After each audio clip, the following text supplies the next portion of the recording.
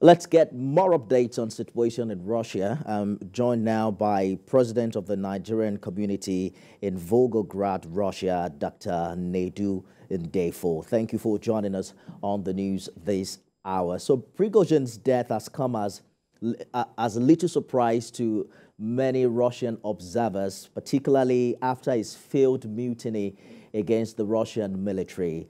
How are stakeholders inside Russia reacting to this latest development of a confirmation of his death? Anyway, pretty much nothing has changed so far. People have mixed feelings concerning what has happened. Some people see him as a hero.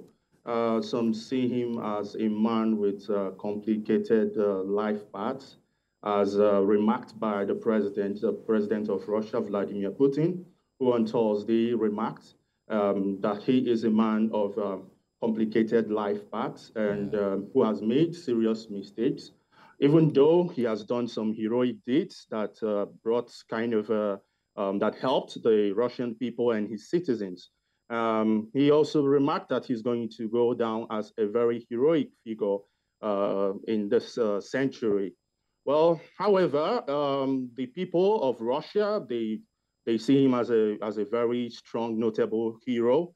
They made a mini shrine in his honor back in his home city in St. Petersburg, where they laid candles and flowers in order to honor him. Well, Kremlin has now, denied Russia's culpability in his death, calling it an anti-Putin propaganda. There are a few theories about the possibility of the defense missile shutting down the plane or even an explosion mid-air. But can you confirm if there are ongoing investigation, independent or otherwise, to find out what really happened? Well, anyway, yes, there is an ongoing investigation. The senior investigator, Ivan Sibula, has actually been on ground to do further investigation. But up until now, we do not know the extent of anyone's involvement. Nobody is currently pointing any accusing finger to anybody. The Russian authority hasn't come out to make any statements regarding who is involved. So we would rather wait for the results of the investigation before commenting on that. Perhaps the biggest question right now is what happens to Wagner Group after Prigozhin's death. Is that a conversation that Russia government is having, particularly the continuation of the group's presence in some African countries? Well, the way the Wagner is being structured is structured in such a way that the operation can continue in various African countries where they have their presence situated. Even though the top tier leadership of Wagner, the 10 people that were killed in the plane crash, they were the top tier leaders of Wagner. There is no doubt there are speculations. There is no doubt there are a lot of rumors as concerning the trajectory, the path that Wagner is going to take from now henceforth, seeing that even his right-hand man, who is attributed as one of a fearful commander by the name Dmitry Utkin, who actually named Wagner, was among the people who were killed in the plane crash. And well, the government, the Russian government, hasn't come out to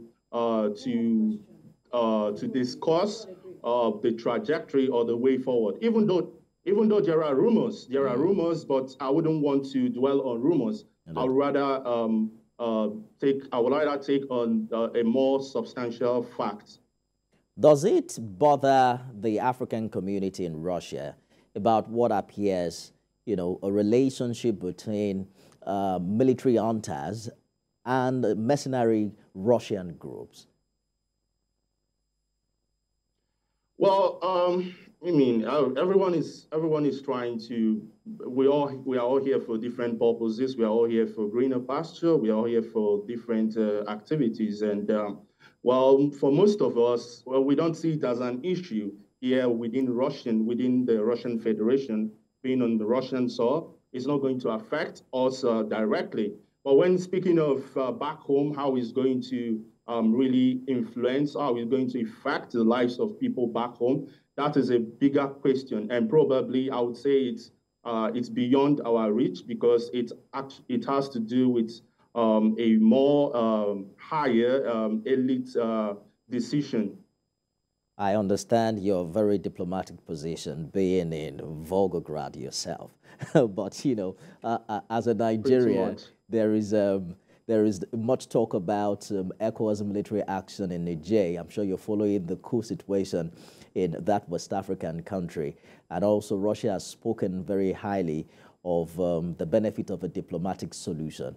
But would you say that it's important that Africans begin to guard against any foreign interest at this time? Well, I think that is it is for the top tier ECOWAS leadership back in Africa to decide. Yes, there are invested interests. Russia has invested interest in Africa, in West Africa. Prigozhin, before he died, he actually made a couple of videos stating and remarking on those interests, speaking on protection of African interests, treating Africans as equals and others, and all those things. He was actually sounding, playing the tune that is pleasant to most Africans. Well, right now we are actually on a tug of war. We don't really know where it's going to head because prior to the beginning of the junta issue in Niger, the president came out to declare support to the ousted president. He declared support to the president. He was against the coup, against the junta, but you know, yeah. Dr. Nedu Ndefo, live for us in Volgograd, Russia. Thank you for talking to us this hour. Thank you so much. Thank you.